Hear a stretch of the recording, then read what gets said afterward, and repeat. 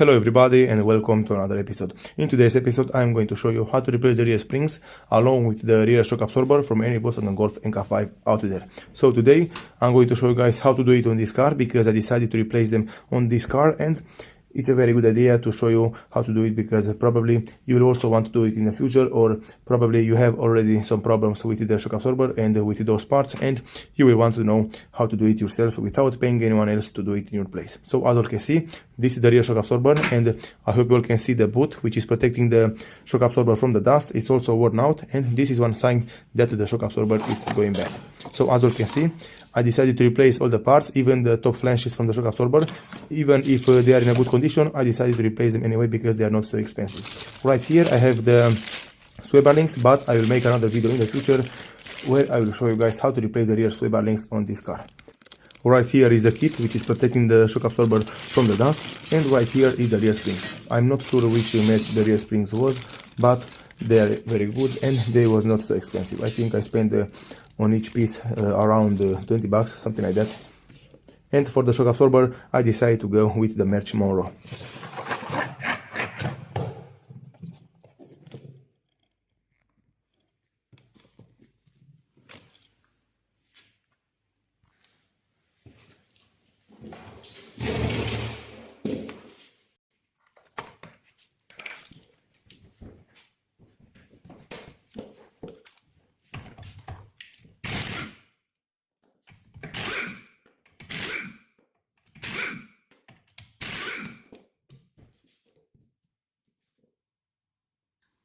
Okay everybody, so after we remove the rear wheel, what we'll have to do next is to go underneath right here, and this is the first bolt which is holding the rear shock absorber, and after that you'll have those two bolts at the top, and this is all. After that you'll have to remove the rear spring, and to remove the rear spring you'll have this bolt right here, and you'll have this nut on the other side. So the first thing which you'll want to do is to take a jack stand and put it underneath this lower arm, because the spring, it's holding a lot of tension. The spring is installed on the car with a jack stand also, or with any jack, because the spring is compressed and the lower arm is compressing the spring into the car suspension parts, so into the frame. So what we have to do is to clean the bolts very good, because we want to have a good grip on the bolts, because probably they will be very rusted and it will be a little difficult to remove them. And after that you have to take your jack and put it underneath like I'm doing right here, because you will want to lift it just a little bit, just to eliminate the tension from the spring, and after that you have to remove the bolt. And after you remove the bolt you will want to lower the jack stand very slowly until the tension is released from the rear spring, and after that you'll be able to remove the rear spring completely from the car.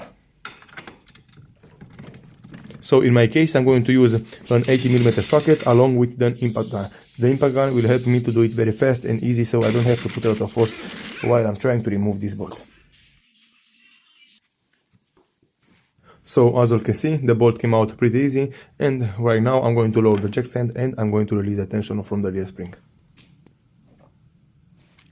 Make sure you don't release it very fast, you'll have to do it very slowly and evenly, and after that you will be able to remove the rear spring completely from the rear mounting support. Like so. As you can see, it's coming out very easy, very nice.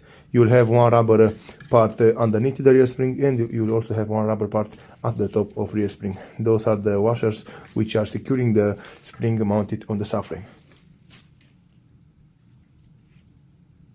In my case, I'm going to reuse the washers, I'm going to clean them very good, and I'm going to reuse them because they're not in a very bad condition and they are going to do the job just fine. So as you can see, this part from underneath the rear spring will go into the hole from the lower arm, and as you can see you'll have to put it like this, and after that you'll have to secure the spring over it. So this is the correct position, this is how you will want to install it on the car. So moving on, to remove the rear shock absorber from the car, you'll have to put the jack stand underneath the rear brake disc, and after that you'll have to lift it just a little bit up to release the tension from the shock absorber. And after that you will go ahead and remove the bolts from the bottom, and after that you have to remove the two bolts which are holding the shock absorber mounted on the car at the top part.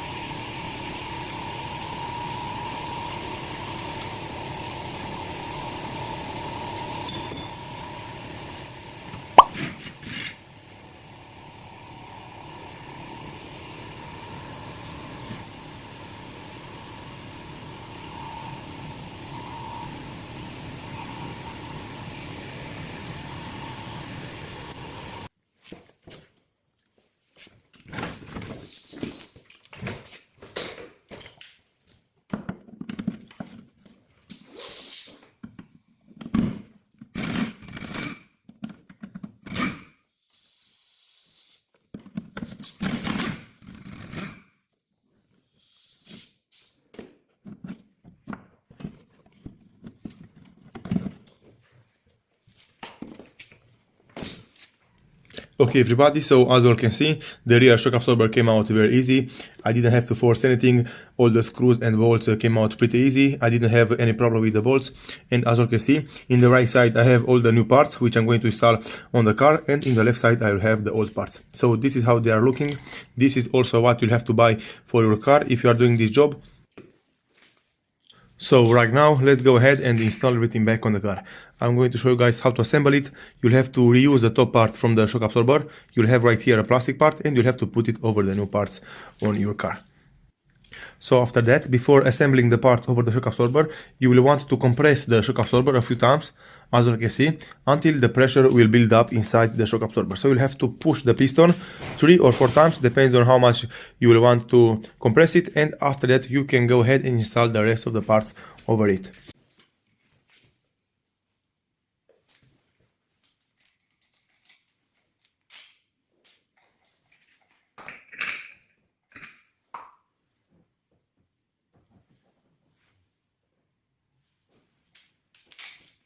After you're done with the shock absorber, after you're done pushing the piston inside the shock absorber and you feel that the pressure has been built up, you can go ahead and take the white foam in my case, and I'm going to install it inside this plastic cone. So as you can see, this is the kit which is protecting the shock absorber from any dust, and after that you have to take the entire kit and install it inside the flanges. So as you can see, this is how it's looking. After that you have to put the flanges over the shock absorber, and you have to put the bolt and screw everything back as they normally should be installed. And from here you can go ahead and put them back on the car.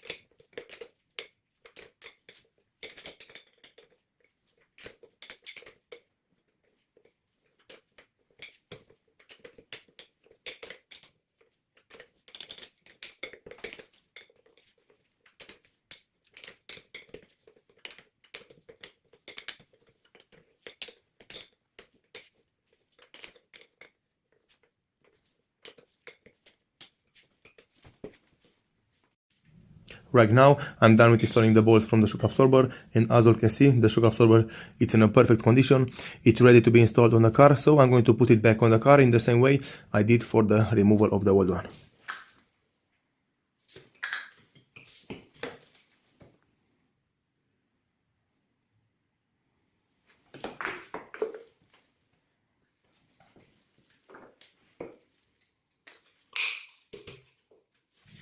Here is a perfect example to show you guys why the shock absorber is not working anymore, and as you can see, the new one it's pushing the piston up, but the old one is not working at all. So the piston it's blocked inside the shock absorber, and this is why the shock absorber must be replaced, because it's not working anymore and is not absorbing the shocks anymore of the car. So from here you can go ahead and put the new one back on the car in the same way, or in any way you feel like it's easier for you. So for me, for example, I'm going to install first the top part, the 2 bolts from the top, and after that I'm going to install the bolt from the bottom, and after that I'm going to install the rear spring on the car.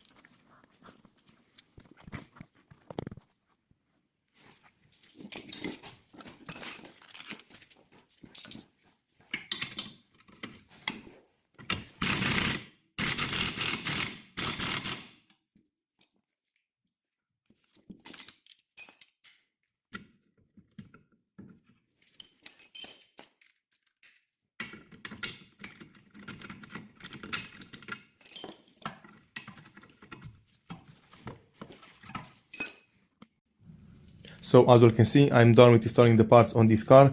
I'm done with installing the rear shock absorber and also the rear spring. I installed the bolt from the bottom. I installed the bolt which is securing the shock absorber in the bottom part and also in the top, and this is how everything is looking. This is also how it should look on your car. Thank you all for watching. If you like this video and found it informative, please leave a like and a comment down below. See you next time.